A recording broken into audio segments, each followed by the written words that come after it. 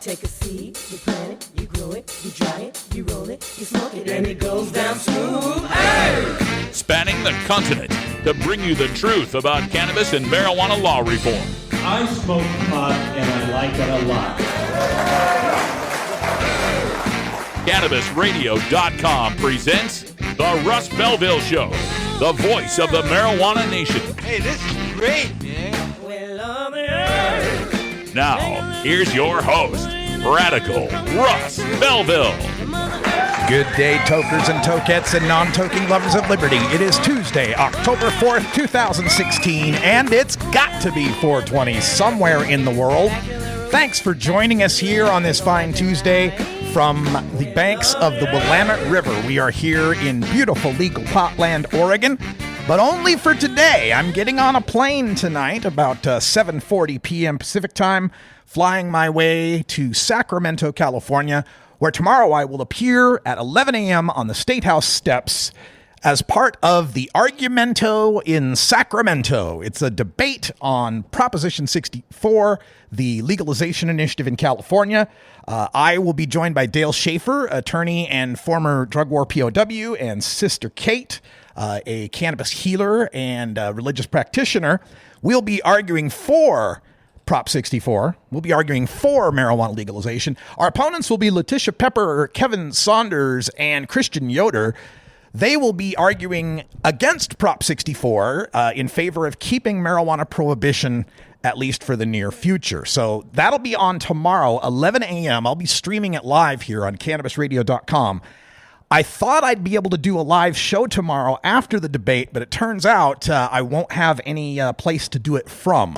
So I'll have to cancel tomorrow's show. My apologies on that, but at least if you tune in 4 hours earlier than usual, you'll get to hear this live debate that should be pretty entertaining, let me tell you.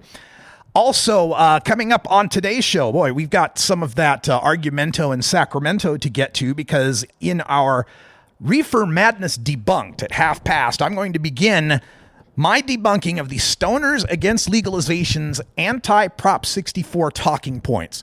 I have been scouring the net for Letitia Pepper, J. Craig Canada, Steve Cubby, Dragonfly De La Luz, who else is out there? A bunch of people that are pushing these fantasies about how legalization will lead to more arrests, will destroy medical marijuana, will all these paranoid, crazy ideas to try to scare people out of voting for their own best interests. I've been scanning the net, reading all their stuff. I've been many long nights this weekend.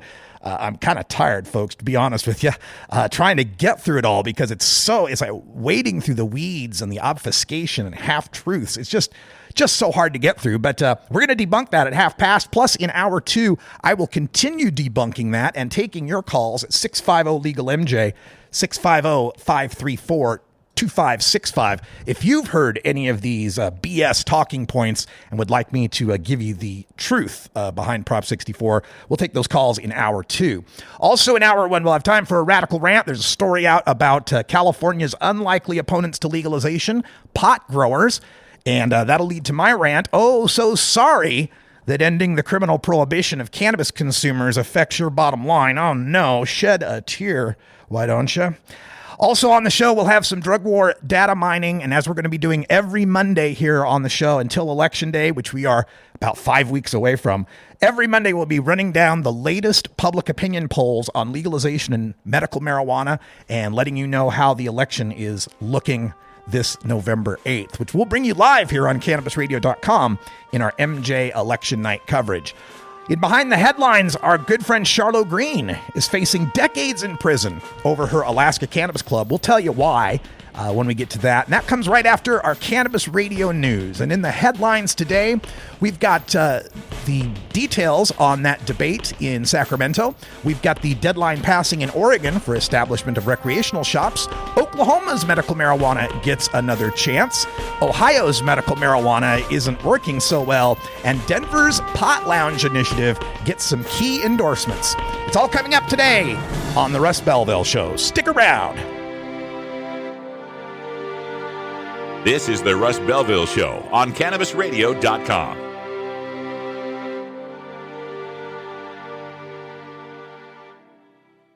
Cannabis use isn't the only thing growing, so are we. Grow with us. CannabisRadio.com. While the Tennessee's Congressman Steve Cohen. Well, if marijuana is a gateway drug, then kissing is a gateway activity to sexual addiction. U.S. Representative Jared Polis. Yes, we really have a growing group of representatives that support decriminalization. It's the Russ Belville Show, the NPR of POT, weekdays live at 6 Eastern, 3 Pacific, exclusively on CannabisRadio.com. You're not high. You're listening to the Russ Belville Show on CannabisRadio.com. We need to build a wall. Okay. Maybe you're high, too. The Russ Belville Show is proudly sponsored by the Marijuana Business Association. The MJBA, called by NBC News the Cannabis Chamber of Commerce, is the fastest growing business association in the fastest growing industry in America. I've been working with the MJBA for years, and I personally invite you to join the MJBA. MJBA also publishes the popular MJ Headline News on Facebook and the MJNewsNetwork.com and Marijuana Channel 1 on YouTube. Visit mjba.net for more details.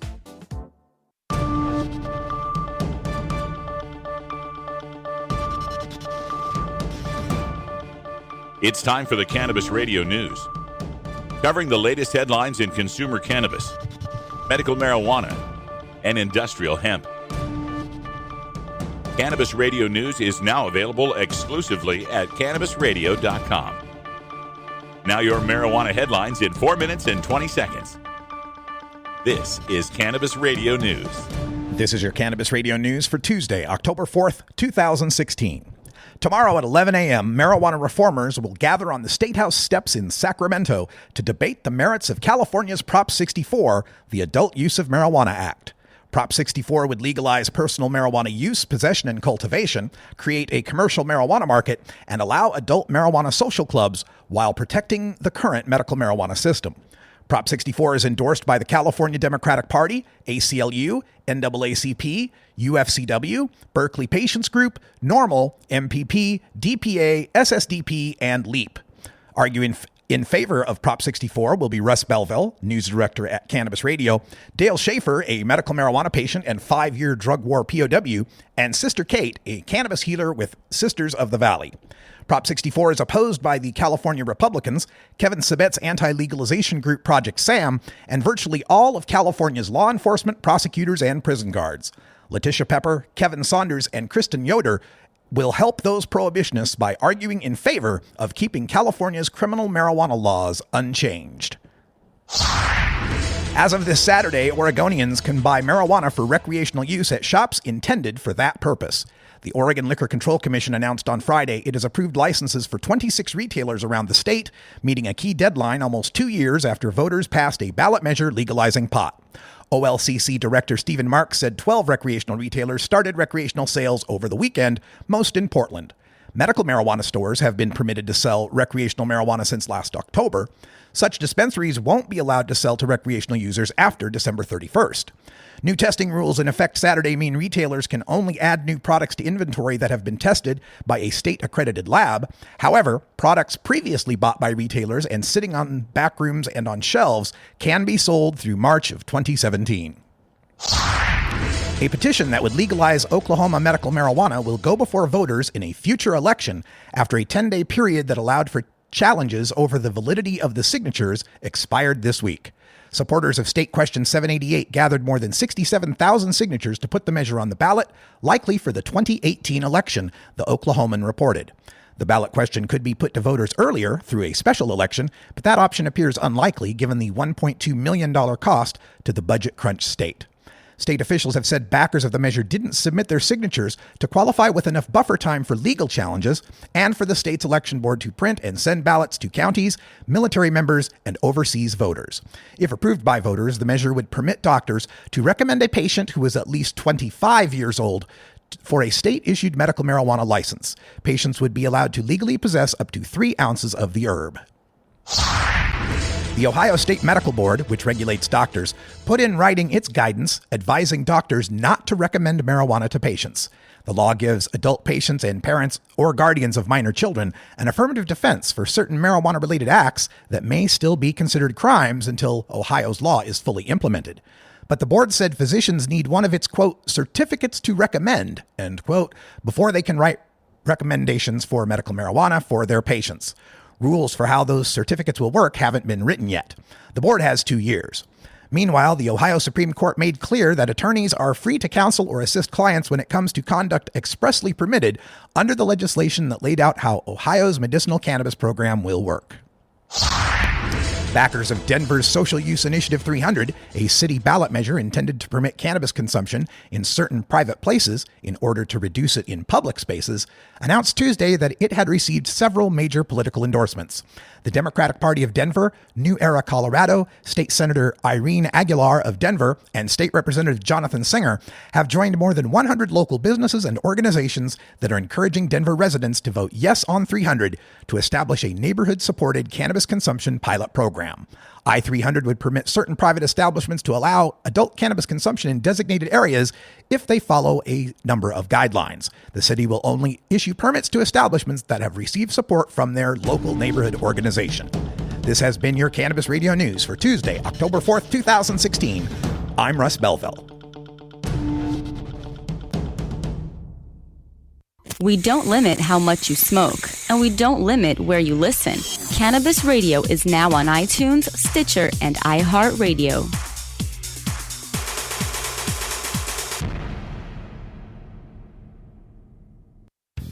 The cannabis industry is growing, business is booming, and as new opportunities arise in newly legalized states, each market is getting more competitive. Today, it takes more than just being a good grower. Do you have the resources to market and handle this ever-changing business landscape? Let Canna Management Corporation help you grow your canna business with our vast resources and experience to make your business a fully functional service company. Financial management, HR, sales, marketing, efficiency, and more. CMC has the experience and the expertise to improve your business and help you better meet the demands of your clients and customers. Call Canna Management Corporation and let our team get you ready to grow. 415-269-8015.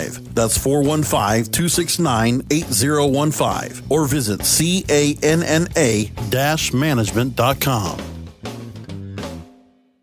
Our daughter Rebecca could have a seizure at any given time that could take her life. When you have 200 seizures a day, she gets so scared. I've learned a lot about the benefits of medical marijuana in the treatment of intractable epilepsy in children. We feel her saying to us, Mom, Dad, help me. When is this going to stop? Why don't you, my parents who love me, do something? And we can't.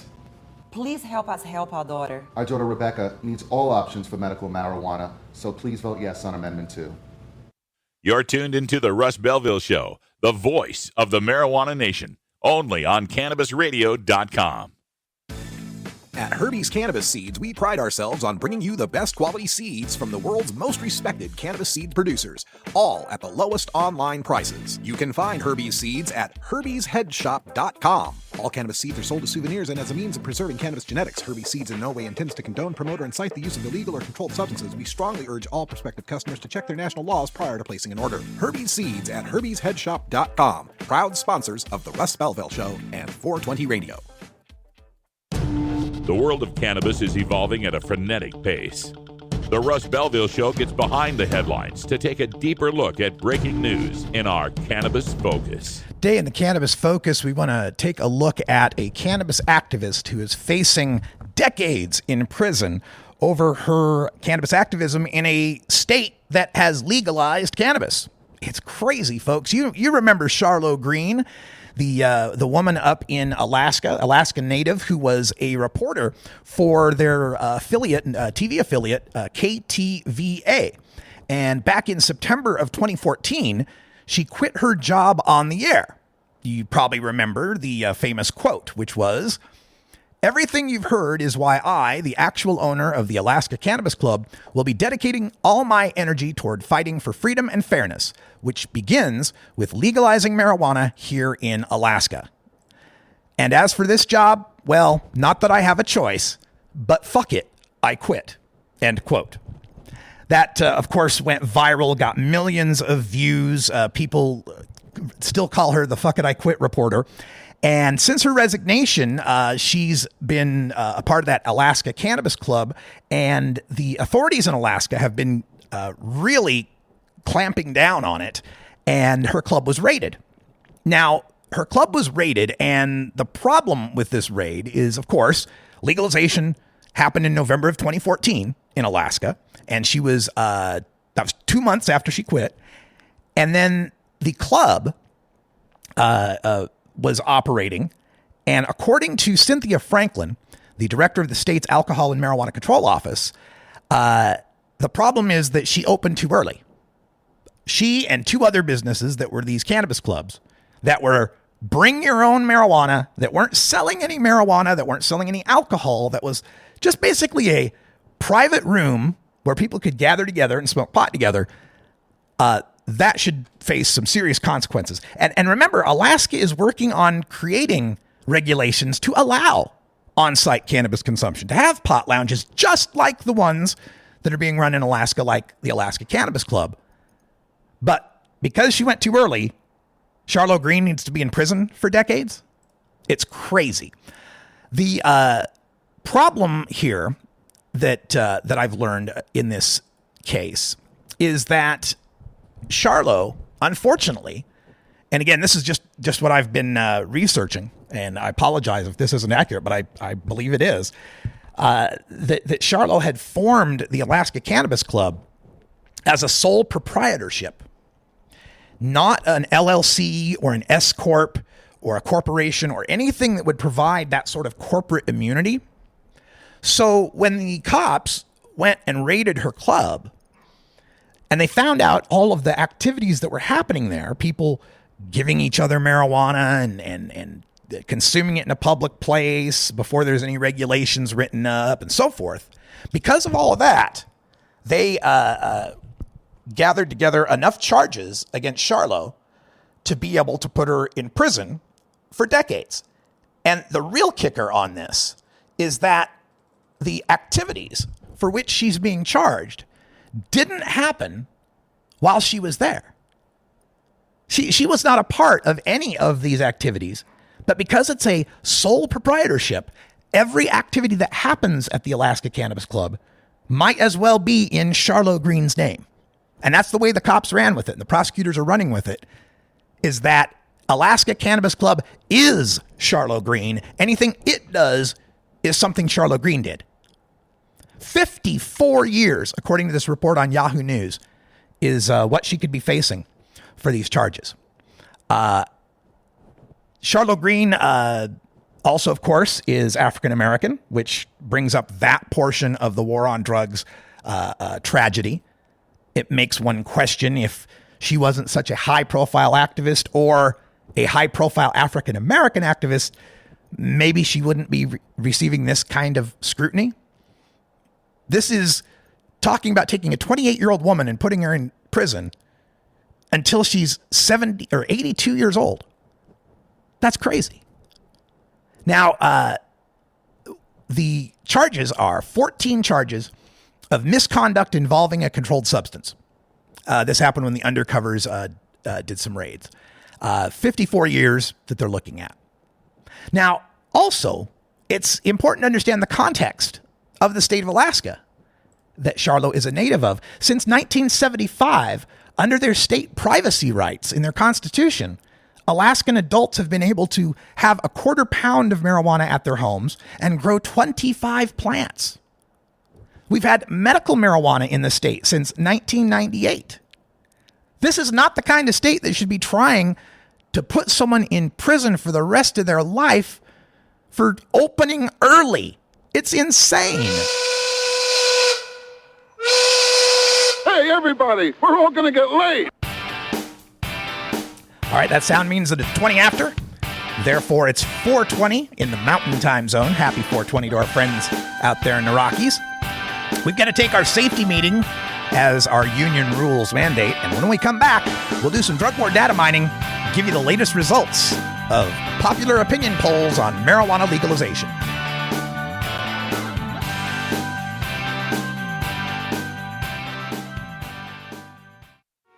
Maui Wowie, Acapulco Gold, California Kush. Our strains stretch everywhere too. This is the Cannabis Radio Network. Mindful of sustainable practices and limiting their environmental footprint, Sansal hemp is always grown outdoors, as nature intended. By starting with uniform genetic profiles, Sansal ensures the plant will maintain its optimal performance and yield consistently throughout its life cycle. It is through innovative processes that Sansal is able to achieve pure whole hemp extracts and meet industry requirements and the level of quality desired by many of their customers. Healthy plants, healthy people. SansalCBD.com. Improve your lifestyle naturally. Educator, author, and advocate Dr. Mitch Earlywine is here to tackle the burning issues. And I'm here to clear up the myths about cannabis and burn them away with science. CannabisRadio.com presents a no-holds-barred platform that seeks to redefine and revolutionize the entire scope of the cannabis culture while opening the door for more to join the Cannabis Crusade. Dr. Kevin Hill. You can't ignore the fact that, like alcohol, most people who use don't have a problem. So I think that you need to think about policy in that way while educating people properly about marijuana. I think that's the way to go. Burning issues, only on CannabisRadio.com. You're not high. You're listening to the Russ Belville Show on CannabisRadio.com. They're bringing drugs, they're bringing crime, they're rapists, and some, I assume, are good people. Okay, maybe you're high, too. Coming soon to a city near you, Cannabis Finance Boot Camp. Get all your cannabis accounting, legal, and compliance questions answered by their knowledgeable panel of industry experts who want to help your cannabis boom. Whether you're a grower, dispensary operator, or a newcomer to the field, your cannabis needs Cannabis Finance Boot Camp. For information on upcoming events, visit CannabisFinanceBootCamp.com. Promoting the end of adult cannabis prohibition is easy because we have facts, science, reason, compassion, evidence, truth, and logic on our side. It's even easier when researchers catalog it all for us. Learn how to gather the facts on marijuana use, arrests, seizures, rehabs, drug tests, and more on this edition of Drug War Data Mining. Today in the Drug War Data Mines, we continue our Marijuana Election Night 2016 coverage, and we're looking at the 5 states today that are poised to legalize marijuana, and that would be California, Arizona, Nevada, Massachusetts, and Maine. And the latest polls show that we've got a decent chance of sweeping all 5 state legalization votes. We could go 5 for 5, folks. And if that doesn't make Kevin Sabet have the worst case of heartburn he's ever experienced, I don't know what will. So each week, each Monday, as we lead up to Election Day in just 5 weeks, we will tell you how the polls stand and make our predictions as to how legalization will turn out. So we start with the state of California. And in California, we've got numerous polls now that have been taken over the past couple of weeks that show strong support for Prop 64.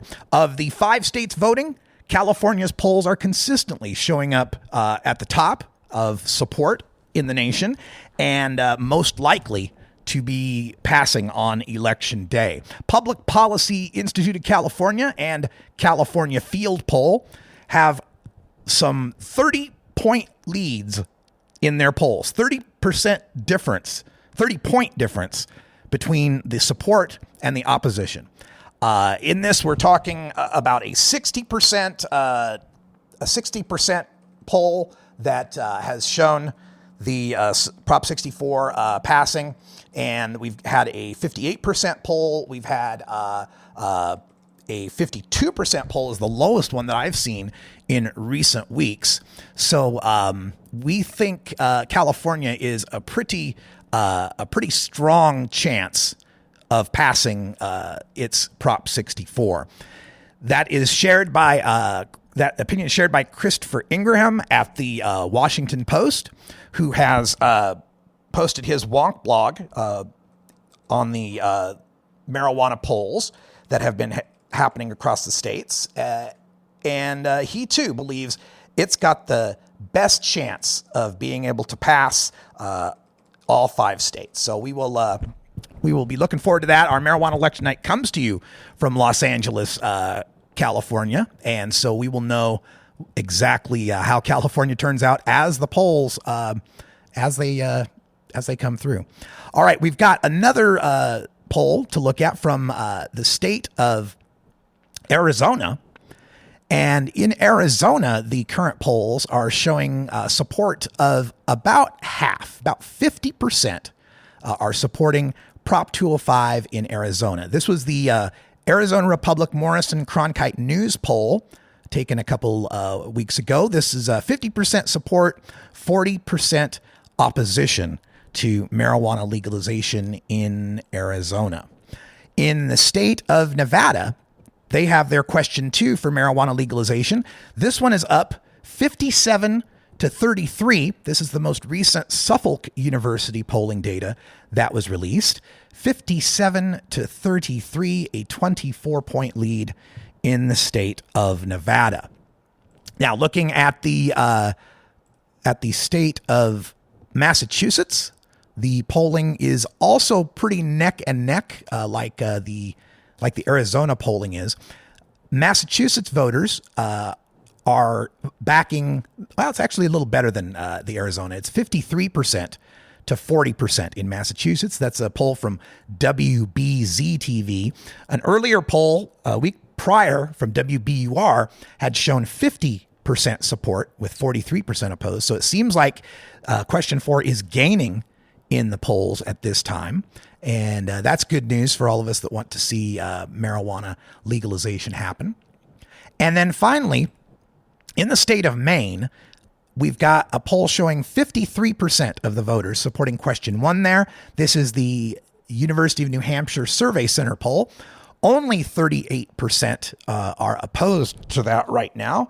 And that's good news coming out of the state of Maine as far as the marijuana polls for legalization in 5 states go.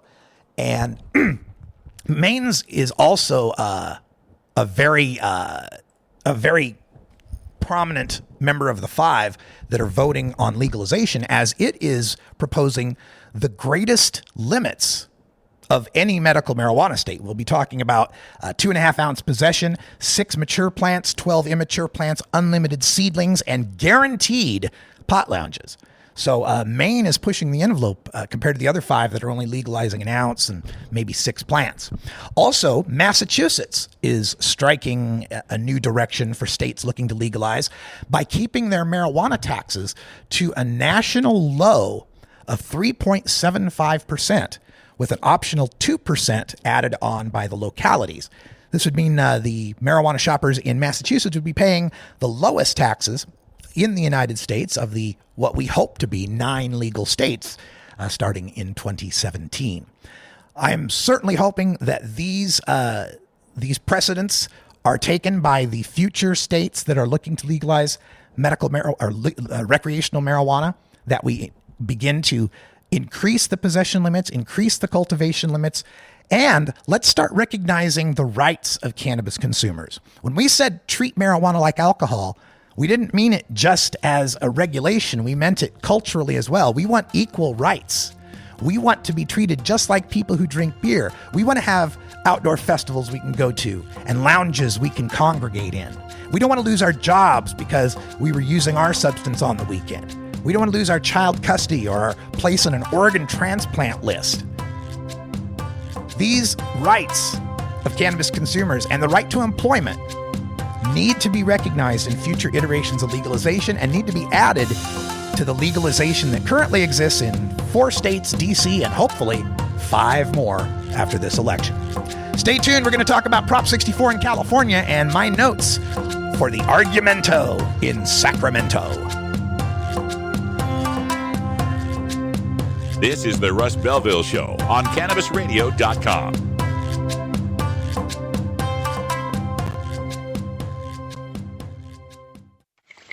How high do you like your profit margin?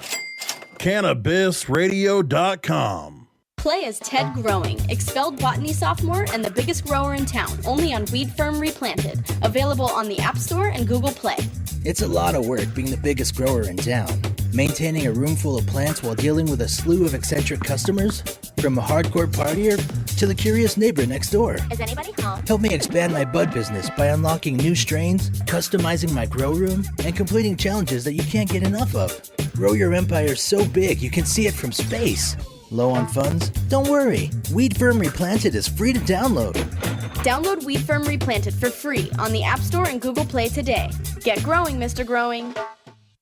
Yes on 2 means better schools. Provide about $20 million a year extra for our school systems. Yes on 2 means safer streets. More police. And fewer drug dealers in Nevada. A better way of life. This measure will take marijuana out of the black market, which will make our streets safer, and it will take the tax revenue and put it into education. It's Nevada's turn to legalize marijuana. As a 32-year law enforcement professional, I urge you to vote yes on 2.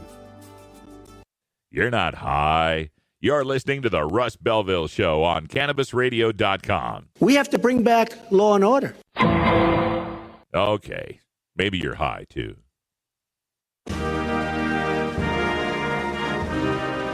Marijuana legalization is a worldwide phenomenon. Get yourself positioned for the global cannabis marketplace by attending the International Cannabis Business Conference in Vancouver, British Columbia, Canada. You'll learn from established cannabis professionals, elected officials, and internationally recognized marijuana law reform activists. You'll also enjoy the ICBC's famous VIP party featuring ICBC special guest speaker and Canadian native Tommy Chong. The ICBC is happening in Vancouver on Thursday and Friday, October 13th and 14th at the Hyatt Regency. Log on to internationalcbc.com today to reserve your tickets. That's internationalcbc.com and bookmark our page for the next ICBCs taking place in Berlin, Germany and San Francisco, California. Don't miss the International Cannabis Business Conference, internationalcbc.com.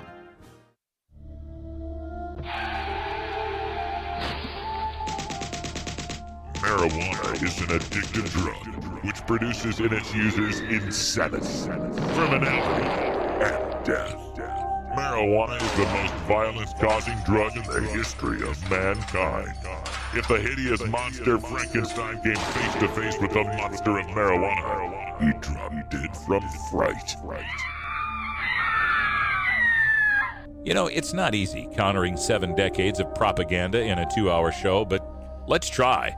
It's time for the Russ Belville Show's Reefer Madness Debunked. In California, there are prohibition profiteers who prefer to vote no on the upcoming Prop 64 so they can maintain the status quo of medical marijuana, the system that keeps marijuana just illegal enough to sell at $300 an ounce, but just legal enough to avoid prison for selling it. A series of propagandizing memes, blogs, and posts have emerged online to frighten and confuse cannabis consumers, especially those consuming cannabis for medical purposes, into voting to help the cops maintain the prohibition of marijuana that enriches them, too. Written by attorney Letitia Pepper, writer Dragonfly De La Luz, and a few others, these propaganda tricks rely on confusing the reader with long, complicated scenarios based on unfounded assumptions, counting on the reader's unfamiliarity with current prohibition law and creating distortions and half-truths from Prop 64's language. Here now are the common talking points from these stoners against legalization, taken from their online publications and public appearances, with the actual text of Prop 64 that debunks them. Let's begin. Our first claim from the stoners against legalization is that Prop 215, medical marijuana rights, can be altered or entirely revoked by the state legislature with a simple majority vote. Now, citing the evidence for this, they point to Section 10 in Prop 64, which says, the legislature may by majority vote amend the provisions of this act contained in Sections 5 and 6 to implement the substantive provisions of those sections. provided that such amendments are consistent with and further the purposes and intent of this act as stated in Section 3. Section 5 is the medical marijuana part, and Section 6 is the marijuana regulation and safety part, the recreational part. So that's their evidence. Section 10 says the legislature can use a majority vote to amend the act to further the purposes and intent. Well, here's the facts, folks. Possession and cultivation limits and other Prop 215 medical marijuana rights that are not listed in Section 5 would be untouchable. Section 10 says they can use a majority of vote to amend the provisions of the act contained in Section 5 and 6.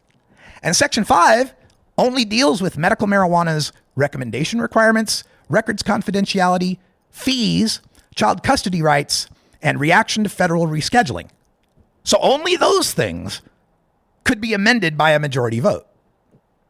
That does not include your medical possession, medical cultivation, all that kind of stuff. Anything about your recommendation or your caregiver, dispensaries or anything. That's not in there. Rec requirements, confidentiality, fees, child custody, and rescheduling. That's it. Now, the other part is the point that it makes about they can only by majority vote make those changes if it furthers the intent of the act. Section 3 of Prop 64 is all the purposes and intents of the act, which is basically why we're legalizing. Why are we passing this law? Almost all of those purposes and intents refer to non-medical marijuana and prohibiting unlawful use, except for one.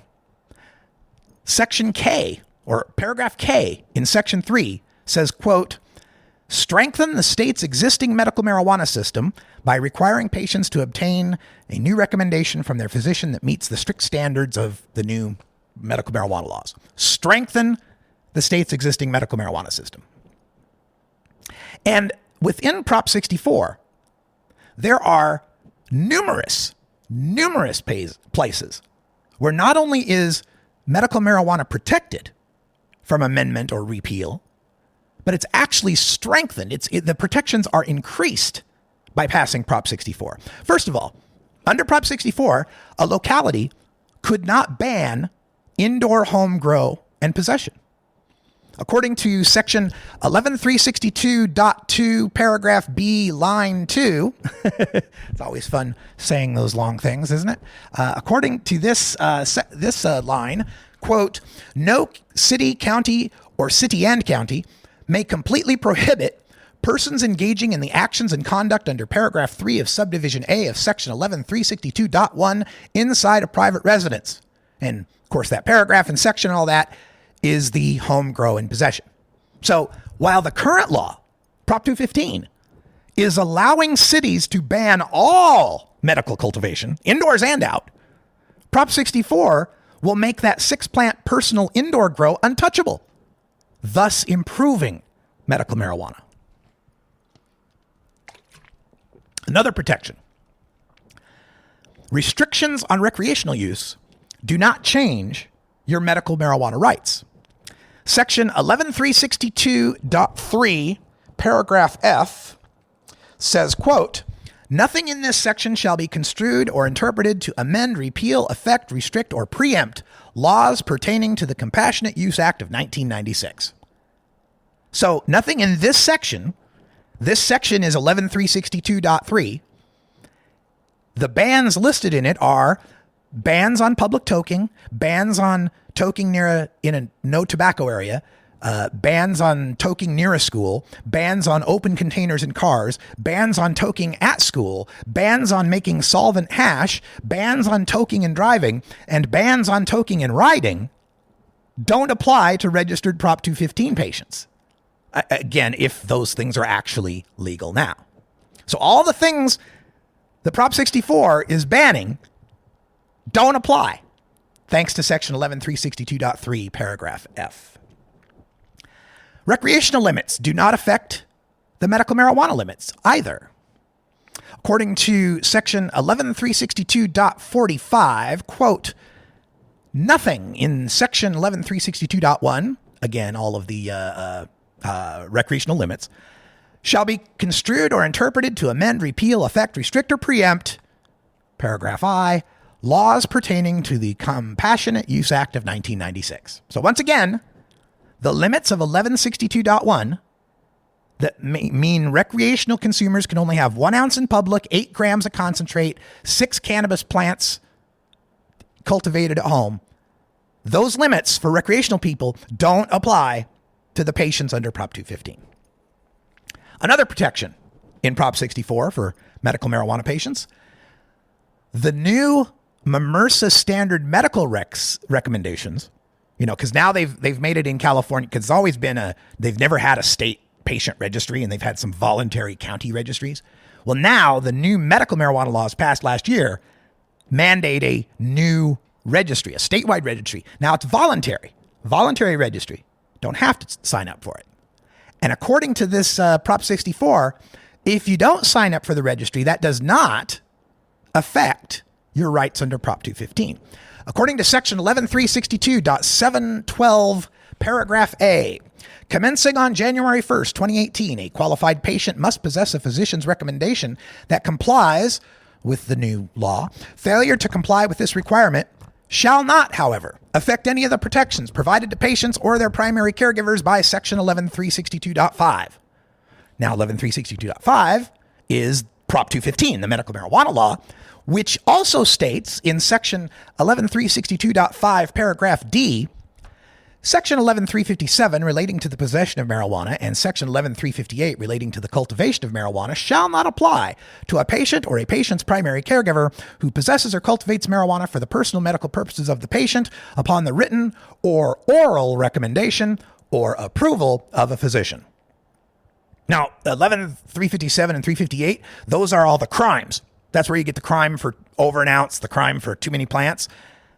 So the amendments that have been made by Prop 64 to those sections can't be used to punish Prop 215 patients, because 215 already says that 11357 and 11358 can't be used against you. Another protection in Prop 64, the commercial licensing and tracking do not apply to home grows. Section 26067, paragraph E, line 1. This section does not apply to the cultivation of marijuana in accordance with Section 11362.1 of the Health and Safety Code or the Compassionate Use Act. So, the 6 plants per adult home grows that you get in 11362.1 and the current medical marijuana grows under Prop 215 are not subject to seed-to-sale tracking, unique IDs, or any sort of state licensing requirements. Now, Prop 64 also has improved medical marijuana because now patients' parental rights are protected. According to Section 11362.84, the status and conduct of a qualified patient who acts in accordance with the Compassionate Use Act shall not, by itself, be used to restrict or abridge custodial or parent rights to minor children in any action or proceeding under the jurisdiction of family or juvenile court. Shall not, by itself, be used against parents. So, yeah, protecting all tokers' parental rights would have been nice, but this wouldn't be the first time we've extended essential liberty only to the sick tokers. Yeah, who knows? In 20 years, maybe healthy tokers won't lose their kids over legal pot smoking either. Another protection in Prop 64 for medical marijuana. Existing dispensaries get the first shot at recreational licensing for 4 years until 2020. According to Section 26054.2, paragraph A, a licensing authority shall give priority in issuing licenses under this division to applicants that can demonstrate to the authority's satisfaction that the applicant operated in compliance with the Compassionate Use Act and its implementing laws before September 1st, 2016. This section shall cease to be operable on December 31st, 2019. So, the medical marijuana providers have 4 years to dominate the recreational market, and then in 2020, the mega grows begin and anybody can get a license. Another protection listed in the Prop 64 for medical patients, this 15% excise tax that is being added doesn't apply to medical purchasers. Section 34011, paragraph G. The sales and use tax imposed by Part 1 of this division shall not apply to the retail sales of medical cannabis concentrate, edible medical cannabis products, or topical cannabis, as those terms are defined, as long as a patient provides his or her card and an ID. So patients still have to pay the state and local taxes, the sales taxes, but not the extra 15% tax on recreational users. But to get the tax break, the patients have to show a state registry card. And finally, the $9.25 flower tax, the cultivation tax, doesn't apply to your home grows or your medical grows. Section 34012, paragraph J. The tax imposed by this section shall be imposed on all marijuana cultivated in the state, but shall not apply to marijuana cultivated for personal use or cultivated by a qualified patient or primary caregiver in accordance with the Compassionate Use Act. So yes, patients are going to have to pay that extra $9.25 an ounce flower tax at the dispensaries. However, with all the extra competition and demand from legalized marijuana dropping the prices, what you'll end up paying with the tax is going to be far less than the current $250 to $300 ounces you're paying in medical dispensaries now in California. We got more debunking coming up in hour 2. Stay tuned. This is the Russ Belville Show on CannabisRadio.com.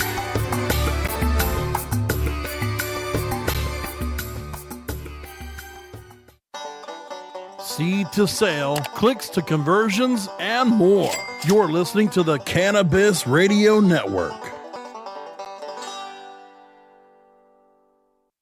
Great websites today need expert web design and development and need to be e-commerce ready and mobile friendly. But building a marketable and profitable website can be an uphill climb. Ready to make your new website or replace your existing website? Think Orange as the new way to get in the black. Orange Hill Development works with Fortune 500 companies and offer the same top quality development service at a fraction of what other providers charge. Brands like Absolute, Carlsberg, and Nestea trust Orange Hill Development. Find out why you should trust your website with Orange Hill. Contact Orange Hill for a consultation today at orangehilldevelopment.com. Growing green to generate more green. Hello to all you happy herbalizers, smiling trippy hippies, and everyone who believes in freedom and tolerance. This is The Grow Show, and I'm Kyle Cushman. From food to fuel, from remedy to resource. Welcome my guest, Ed Rosenthal, the guru of ganja. Let me ask you, right now I hear your lighter clicking. Are you smoking indoor or are you smoking sun-grown? What am I smoking? I'm smoking concentrate. Way to get out of the answer there. So you're truly like the king, right? You just clap your hands.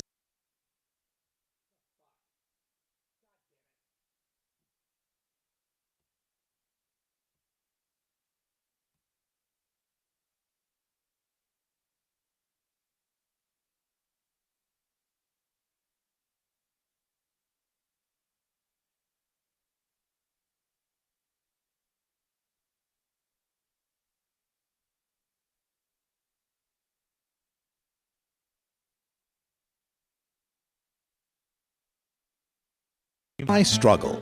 Get a new instrument or fix the old one. The trusted professionals at the Fingerboard Extension will evaluate your instrument for free. Repairs are priced for people who work for a living. Stop by the Fingerboard Extension downtown Corvallis at 120 Northwest 2nd Street today or check out its inventory on the web at fingerboardextension.com.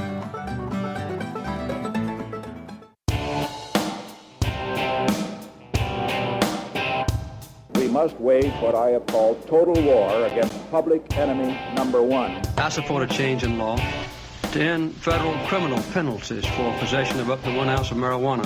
That marijuana, pot, grass, whatever you want to call it, is probably the most dangerous drug. Some think there won't be room for them in jail. We'll make room. I experimented with marijuana a time or two, and I didn't like it and didn't inhale. And one major responsibility is to encourage people to use less drugs. Entirely legitimate topic for debate. Radical Rant. Today in the rant, I'm taking a look at a story published on Fortune.com entitled, California Marijuana Legalization Faces Unlikely Foe in Pot Growers. And the subhead would be, Some Fear an Onslaught of Big Business and Competition That Could Wipe Them Out. Oh, no. Really? So the story opens by talking with Hezekiah Allen. He's a third-generation marijuana farmer in the Emerald Triangle, and also the executive director of the California Growers Association.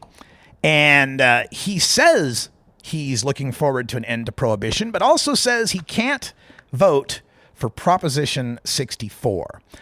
California Growers Association took a poll about the proposition among its 750 farmers, distributors, and retailers, and found 31% were for Prop 64, 31% were opposed to Prop 64, and 38% were undecided. So the California Growers Association has officially taken a neutral stance on Prop 64, but of course many of its most high-profile members and spokespeople are vocally against it. Now, their fear is too much red tape, burdensome oversight, and big business competition that could wipe them out. Hezekiah Allen said, quote, "I don't want to replace a criminal injustice with an economic injustice," end quote. Wow. Amazing quote there, Hezekiah, because this criminal injustice you're talking about is people being at the minimum harassed by law enforcement because of their marijuana use, possibly ticketed and fined, maybe arrested, and possibly imprisoned, maybe losing their job, losing their scholarship, their assets, their freedom, even their life. That's the criminal injustice we're replacing here. And the economic injustice you're complaining about is that you might have to compete on a level playing field with the rest of everyone, that you don't get your special little clique, your special little club where marijuana is just illegal enough to keep it really expensive, but just legal enough that you guys don't go to prison. This economic injustice you talk about is called capitalism. There's no injustice involved in this. And in fact, a lot of what's going on in Prop 64 is unjust to the capitalists that want to get involved in the market because of the restrictions on how large a farm can be, restrictions on who can get a license, how they can get a license, how many licenses there may be. And of course, I'm talking about other states there. The thing that's bothersome about this is that the people who are currently growing cannabis in the Emerald Triangle, to a large extent, are growing it for the recreational market. It's estimated that upwards of 70-80% of what's smoked in America by recreational consumers from coast to coast is produced in Northern California grows. Illegal grows on the mountainsides. They're making a bunch of garbage, environmental degradation, redirecting stream flow, destroying water tables, littering, pesticides, contamination, booby traps even, shootouts. That's what's going on. That's the growing that's going on right now for the unregulated market, the unlicensed market. To try to compare the criminal injustices that we should point out are more likely to be suffered by people, shall we say, not quite as pale as Hezekiah Allen. That's what's going on in the criminal injustices. So yeah, I can see if you're hanging out there in the among the redwoods in Northern California, tending your pot grow, making $1,200-$1,600 a pound when you sell it, not having any regulatory oversight, tax burdens, inspections, paperwork. Yeah, I can see why you'd be worried about that changing. But your lifestyle and the profits you're making are propped up by a price support that only exists because people go to prison, because people's lives get ruined over marijuana legalization or marijuana prohibition. There's one grower that they talked to, Jason B., who says, "I'm an outlaw, not a criminal," and wants to keep big business out of our neighborhood, saying, quote, The reason I will vote no on the proposition is that it will be corporate influenced and it would be a subpar product, end quote. What? Okay. First, name me any other legal commodity that is not influenced by corporations. There are none. The only reason cannabis has not been influenced by corporations is because it remains criminal and we lock people up over it and ruin their lives. This idea that the end of prohibition, that marijuana legalization was going to be everything stays the way it stays now. We make the same profit. We do the same work. We have the same lack of oversight and taxation and regulation and inspections. Everything goes like it is just now, except we stop arresting and busting people. But somehow the price still stays high. That's what they thought. That's the true legalization some of these multi-generational growers thought was going to happen. Contrary to every historical example of every legal commodity ever, cannabis was going to be some miracle that stayed $300 an ounce for something that was perfectly legal. And as far as this subpar product, this is what I call the Walmart weed excuse. I can't legalize it. Corporations will take over and they'll mass produce it. It'll be swaggy marijuana cigarettes, the Walmart weed. Ugh. And what part of Prop 64 mandates that you're forced to smoke those? I love this idea that business people would put out a subpar product in a state where everyone will be allowed to grow their own 6 plants, and there's a robust medical industry growing some of the finest cannabis in the world. And so their plan for market dominance is to mass produce a bunch of swag. That's how they're going to get rich, right? No, the fear you've got is that these big mega farms are going to grow some kick-ass weed. If the big farms are going to grow shit weed, you wouldn't have any fear because you know you would have the superior product and you would get, your sales wouldn't be that affected. But if those big grows can start pumping out some really quality weed, well then they'll be able to do it at less cost, less overhead, be able to use economies of scale to reduce their logistics expenses in ways that you as the little mountain grower in your hidden farm can't touch. That's what you're afraid of. That's what you're worried about. We've got a grower here, Stephen Dillon of the Humboldt Sun Growers Guild, that would be outdoor growers, says they're split over the Prop 64, saying that, yeah, there's some of these bad actors that leach pesticides and drain creeks and all that kind of stuff. But if farmers like him had to actually follow environmental regulations, why, it could cost $20,000 to $100,000. What? You mean following environmental regulations costs money? Geez, you sound like these American corporations that ship their manufacturing over to foreign countries with lax environmental regulations that poison the planet just so they can make a buck. Really doesn't sound like the hippy-dippy Mendocino ethos, does it? Also within this story, they've got Patrice Scott, a medical marijuana clinic receptionist, wants to make sure that she still has a job by working for a doctor who's signing an autograph for permission slips at, I don't know, $50, $60 a shot. A permission slip that won't be necessary if Prop 64 passes. Hey, that's all the time we got in Hour 1. More Prop 64 anti-debunking coming up in Hour 2. And until next time, take care of each other, tokers. This is the Russ Belville Show. The Russ Belville Show is blogging and podcasting daily at RadicalRuss.com. You take a seed, you plant it, you grow it, you dry it, you roll it, you smoke it. You take a seed, you plant it, you grow it, you dry it, you roll it, you smoke it. You take a seed, you plant it, you grow it, you dry it, you roll it, you smoke it, and it goes down smooth.